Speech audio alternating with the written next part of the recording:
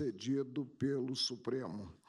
Ouviremos agora o doutor Henrique Mandetta, que é deputado federal e médico pelo Estado de Mato Grosso do Sul.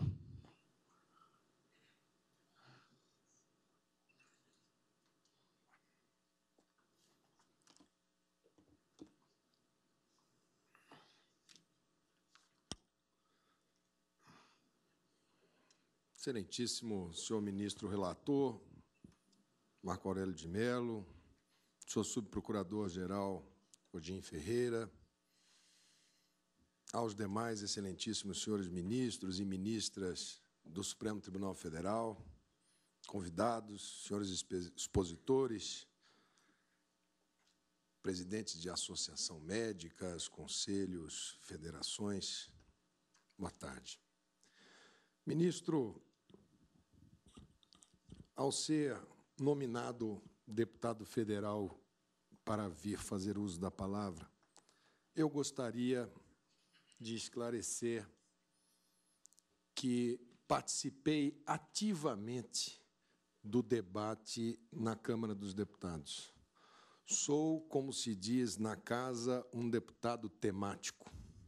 Venho de uma família de formação médica, de formação filosófica médica, fui gestor do sistema privado de saúde, fiz uma pós-graduação na Fundação Getúlio Vargas, fui secretário municipal de saúde do SUS por 5 anos, em Mato Grosso do Sul, e cheguei ao parlamento para o meu primeiro mandato com a esperança e com a fé depositada pelos eleitores de discutir, debater e propor soluções para o sistema de saúde.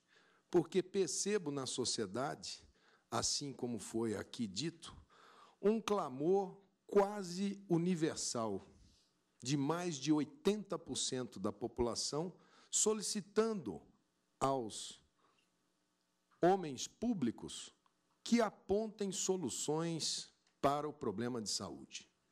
Mas não poderia aqui observar somente aquela discussão de julho para cá. Não poderia aqui continuar falando da assistência e do apelo que a assistência tem na tomada de decisões da política pública de saúde, sem antes retornar um pouco no tempo e observar os fundamentos filosóficos sobre os quais estão depositados os pilares de construção desta ciência, ou melhor, dessa arte, como foi definida por Hipócrates, que é o pai da medicina, e que está para esta ciência, como Newton está para a física, como Aristóteles para o direito. E ele definiu alguns princípios que são importantes de serem relembrados porque serão confrontados agora, exatamente neste momento. Disse Hipócrates que sem diagnóstico não há tratamento. Disse Hipócrates, no seu princípio non nocere, que nós não podemos ser mais nocivos do que a condição que nos trouxe a pessoa até a nossa presença. Nós não podemos, uma pessoa que tem uma fratura no antebraço, amputá-la e dizer que a sua fratura está resolvida. Seria sermos mais agressivos do que a condição. Essa história, esses princípios, eles inauguram a era da ciência. E aí, dali para frente, passa o homem a procurar a organização do trabalho. E nós passamos no século XX a ter Flexner, o pensador norte-americano, que define saúde como um bem de capital, um bem de consumo. No mesmo momento, o sistema comunista coloca saúde como um dever absoluto do Estado e o trabalhador absolutamente em função das necessidades do Estado. E entre os dois modelos surge Dawson, na Inglaterra, que fala, não, saúde aqui será um conceito da seguridade social. E o Estado será um ente que irá propor, que irá levar, que irá regular e que irá construir o sistema de saúde na Inglaterra do pós-guerra.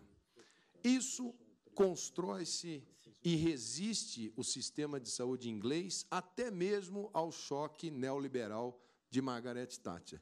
E os nossos sanitaristas da Fiocruz, na grande noite da ciência brasileira, que foi o período de exílio, vão exatamente para a Europa e trazem de lá o conceito de universalização da saúde e integralização das suas coberturas, através do saudoso professor Sérgio Arouca. E nós fomos para a Constituinte de 88 e levamos a máxima constitucional de que saúde é um direito de todos, um dever do Estado, dentro do conceito de seguridade social ampliado, aonde nós absorvemos a previdência, a assistência social e tivemos a ousadia, enquanto país, de colocarmos a saúde como uma peça fundamental da seguridade social. Naquele momento, nós fizemos uma ruptura de quase 500 anos de um sistema que tinha dois tipos de brasileiros, os indigentes e os pagantes. Naquele momento, nós dissemos à nação que todos nós teremos a integralidade, a universalidade e a equidade. Este ano fazem 25 anos que nós colocamos essa máxima constitucional. E nesses 25 anos, dos quais o atual governo é responsável por 12 desses 25 anos, ou seja, pela metade do tempo, nós vimos um sistema ser desconstruído, que era o sistema anterior, que tinha os seus atrativos do médico que ia para o interior, que montava o seu consultório, que recebia daqueles que podiam pagar e fazia caridade nas santas casas de misericórdia.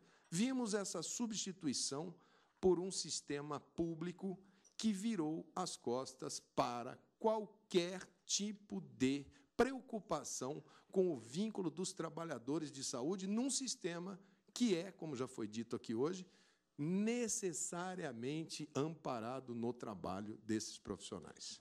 Nós vimos a União passar a desvincular as receitas da União, a DRU, da Seguridade Social, retirando os recursos da Seguridade Social, e um discurso de municipalização, aonde os deveres foram repassados aos municípios e os direitos tributários foram concentrados na União. Com isso, surgiram distorções no sistema que levaram as cidades de pequeno porte, até as de médio porte, a não conseguirem organizar a sua força de trabalho.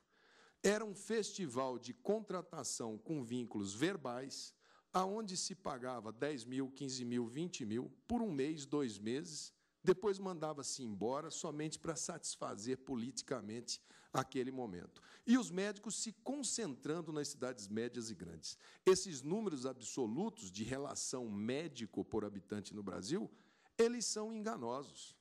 O Rio de Janeiro tem a maior relação médico por habitante do Brasil, muito maior do que o sistema inglês, quase 3 vezes maior do que a média nacional. E, na pesquisa de percepção de saúde, a pior avaliação é do Rio de Janeiro. A segunda é aqui de Brasília, também uma relação médico por habitante altíssima e a percepção de saúde dos moradores de Brasília baixíssima. Ou seja, esta relação absoluta, ela precisa ser vista com um olhar de que, além do médico, nós temos outros fatores, outras forças atuando dentro desse sistema que não deixa com que a população perceba a necessidade de infraestrutura. Um sistema médico-centrado, como é o brasileiro, historicamente, a busca pelo médico, um desejo da população, faz com que, quando da pesquisa política, quando questionado, você quer que melhore o quê? Saúde. O que você quer na saúde? Mais médico. O nome do programa é retirado da pesquisa, porque, para a população, o médico significa o exame, a internação, o leito qualificado, o CTI, a cirurgia, o total, o conjunto. Ele não vai traduzir, eu quero um plano de carreiras, eu quero uma rede hierarquizada, eu quero os leitos de volta. Em 10 anos, o Brasil fechou 13 mil leitos hospitalares no SUS. Ou seja, o Estado se afastou, criou-se um vazio assistencial. Esse vazio, espelhado nos mapas aqui apresentados concentram-se nas áreas mais carentes, aonde falta médico, aonde falta segurança, aonde falta educação, onde falta justiça, aonde falta o Estado brasileiro. É ali aonde se percebe a negligência. São dos resultados dos indicadores aqui mostrados, aonde se percebe a face mais crua de um sistema que ousou ser colocado como um desafio geracional na Constituinte e que sistematicamente é bombardeado pela ausência do Estado. E, de repente, neste ano, nós vimos o povo ir às ruas. E, da ida do povo às ruas, nós assistimos uma sequência de ações. A presidente foi em rede nacional e disse que o primeiro ato seria uma reforma da Constituinte de um tema só, prontamente rechaçado. O segundo era um pacto para uma reforma política, dizendo que o Congresso tinha uma responsabilidade na crise. E o terceiro foi uma frase célebre: no próximo mês, milhares de médicos estarão chegando para atender a população. Daquele momento em diante, o que nós assistimos foi a edição da medida provisória 621, quando, há 20 dias anteriores, essas entidades formavam e eram publicadas no Diário Oficial como um grupo de trabalho para encontrar soluções. Nós vimos nessa medida provisória que ensejou esta ação de inconstitucionalidade.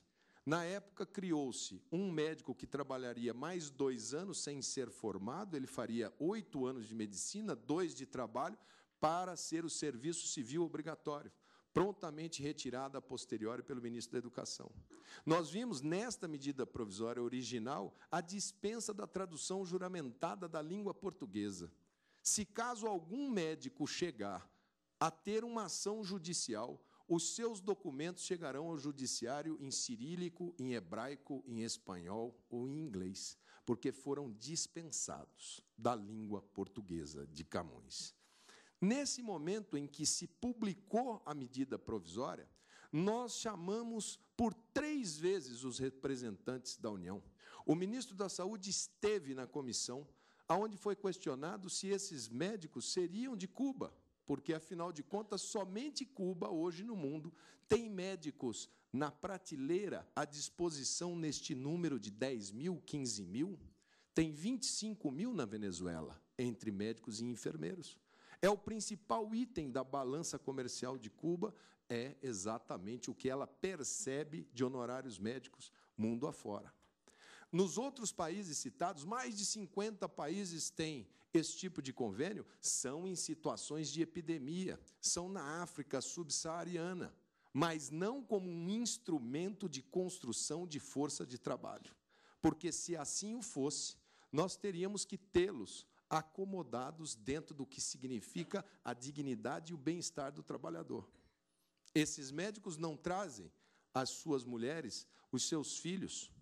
Já imaginaram como deve ser o sábado à noite de um médico cubano no interior do Maranhão, sem um telefone, sem uma internet, com a sua família retida em Cuba, com o seu salário retido pelo governo, com a OPAS recebendo 5%, como demonstrado na ponta de cá, mas na ponta de lá, nós nunca tivemos acesso ao teor do convênio OPAS-Cuba. Nós não sabemos. E por que eu, como um deputado, Vossa Excelência poderia indagar? E por que está vindo aqui, no Judiciário, pedir, e agradeço a deferência de ter sido aceita a minha inscrição, para falar nessa corte? Não falou isso dentro do Congresso Nacional? Falei. Esta medida provisória foi a recordista em número de emendas parlamentares. Teve quase 600.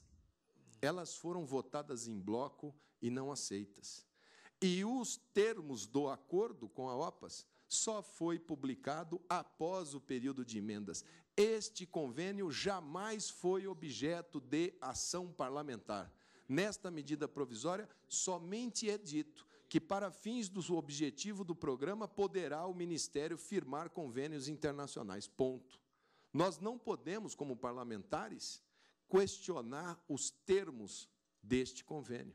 ele não foi objeto de discussão, ele só foi apresentado após o período de emendas e destaques ao texto da medida provisória 621. Então, hoje nós temos a seguinte situação, ministro. Nós temos uma sociedade que havia construído um filtro de proteção a partir de 1957, quando o então presidente Juscelino Kubitschek criou as autarquias federais para que a sociedade, com base no iluminismo da Revolução Francesa, se protegesse dos maus profissionais, que fizesse a parte cartorial de análise dos documentos. Nós perdemos, nós não as temos mais. O Estado passou a dizer: eu sou o responsável de dizer quem é médico e aonde vai trabalhar. Nós perdemos o princípio do Pacto de Genebra, do livre exercício da profissão, do direito de ir e vir, da integralidade do salário sagrado na sua conta. Nós perdemos, com esta medida provisória, em pleno século XXI, a razão de ser do mundo livre, que é não ter intermediação da mão de obra, que é não deixar um país explorar física ou intelectualmente quaisquer pessoas sobre a ameaça da sua família retida. Quando da discussão do fim da escravidão, aqui no Brasil, nos anais do Congresso Nacional, existiam aqueles que falavam: não podemos abrir mão da escravidão. Quem irá limpar as ruas? Quem irá trabalhar no canavial? Se nós abrirmos, o Brasil vai quebrar. Esse era o argumento que fez com que aquela chaga durasse tanto tempo. Agora, em pleno século XXI, nós estamos com a nossa Constituição, onde se diz que é crime reter dolosamente o salário, ali exposta, e a sociedade dizendo, e as autoridades dizendo: não, mas a causa é nobre. Nós não vamos conseguir fazer o diagnóstico da hanseníase, nós não vamos conseguir tratar os diabéticos. Há um pedido da sociedade pela assistência. E o único compromisso que foi feito das entidades com o governo, para que, ao aceitarem parcialmente o texto da medida, que fosse no texto a previsão do concurso público no final de 3 anos. E isso foi votado no Congresso. E foi o único veto da presidente ao texto que saiu do Congresso. Ela vetou o concurso público para a carreira de Estado desta medida provisória transformada em lei. Isso posto, senhor ministro, e não me alongando, porque entendo que os elementos que formarão a base da decisão de Vossa Excelência e dos demais pares do Supremo são fartamente documentados, estão muito expostos à luz para todos. Mas eu aqui me dispo da condição de parlamentar. Eu aqui me dispo da condição de médico. Eu aqui me coloco como um cidadão brasileiro e que não tem nenhuma cultura, que simplesmente vai entregar a sua vida, ou do seu filho, ou da sua filha, para que alguém tome uma atitude frente a um caso de saúde. Seria muito importante para mim, brasileiro, que o Estado brasileiro certificasse com prova, certificasse com a qualidade dos documentos, para que o meu filho, o meu neto, tivesse um atendimento digno e não fosse vítima da política de saúde, e não da política através da saúde. Eu acho que a colaboração que eu poderia dar é essa, como um testemunho de um parlamentar que não pôde, na integralidade da discussão que o convênio merecia, sequer ter acesso ao documento do convênio OPAS-Cuba, que macula a legislação brasileira. Muito obrigado, senhor ministro. Cumprimento o parlamentar, doutor Henrique Mandetta, pelas informações trazidas e que, evidentemente, servem a ter-se uma outra ótica sobre a problemática que será apreciada pelo Supremo. Ouviremos agora